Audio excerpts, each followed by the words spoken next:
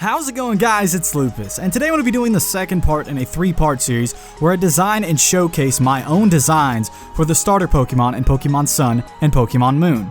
Designing these concepts does take time, especially with exams and all going on for me right now, so this is being divided into 3 parts so I can make the best designs possible. The second of which will showcase my water starter designs. So without further ado, let's take a look and see.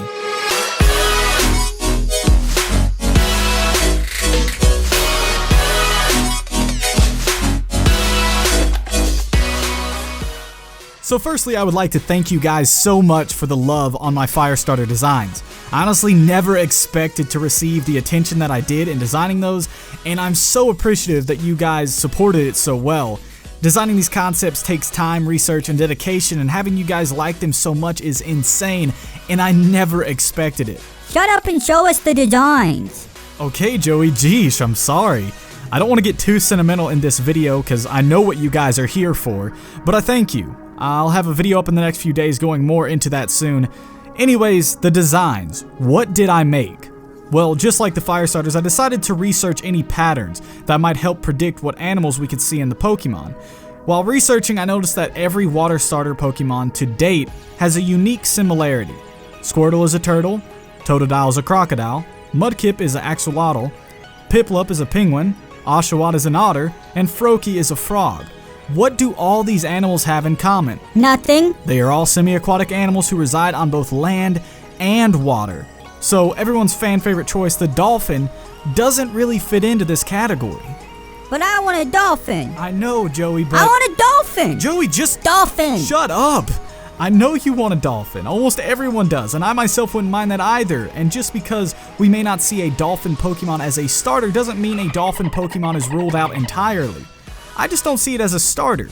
So taking a step back and looking at semi-aquatic animals, I thought it would be cool to see another bird starter like Piplup, because Empoleon is one of my favorite water starters of all time, and to be honest, I was a bit biased towards the idea. A lot of people are convinced that Sun and Moon will be based in Hawaii because of all the evidence that adds up, like yellow fire trucks, rainbow license plates, and tropical looking environments. With this in mind, I started looking up aquatic birds in Hawaii, and I came across the stilt bird. It's a long-legged, long-necked bird with a long, thin beak, very similar to a crane, that's commonly found in the marshlands of Hawaii. Very similar living conditions to the penguin, except they don't live in freezing temperatures, instead more tropic temperatures. Oh, and they can also fly. So now that I've explained what animal I decided to base my design off of and why, here's the Pokemon, Marstilt. The spots may seem a little weird at first, but I looked up pictures of a baby stilt bird and discovered that they were a lighter color than the more matured ones, with black splotches all over. So I took the idea of splotches and turned them into water droplet shapes across the body. I think it looks pretty cute, and different from the water starters we've had in the past, and it also adds a cool new aspect. So as Marstilt evolves, he transforms into this guy right here, Acrane.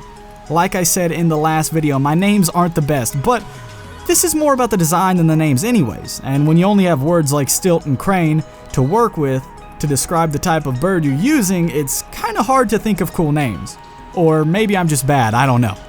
So as you can see in the second stage, the darker colors that were originally splotches spread and cover the feathers entirely, giving a sleek and more matured look. The beak, neck, and legs have elongated more, and a vestigial growth of some kind begins to grow out of the top of the beak along the front of the head. Physically, the second stage is a lot more like a stilt with darker back and lighter front, as well as the white, almost eyebrow looking thing above the eye. So now onto the last and final stage. Hope it doesn't suck. Thanks, Joey. Glad you're on my side. Here it is, still Tonic.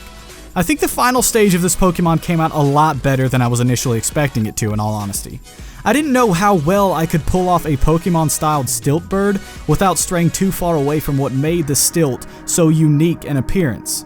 I think I did a pretty good job though, and the Pokemon looks fast, large, and intimidating while at the same time having a sort of regal sleekness to him.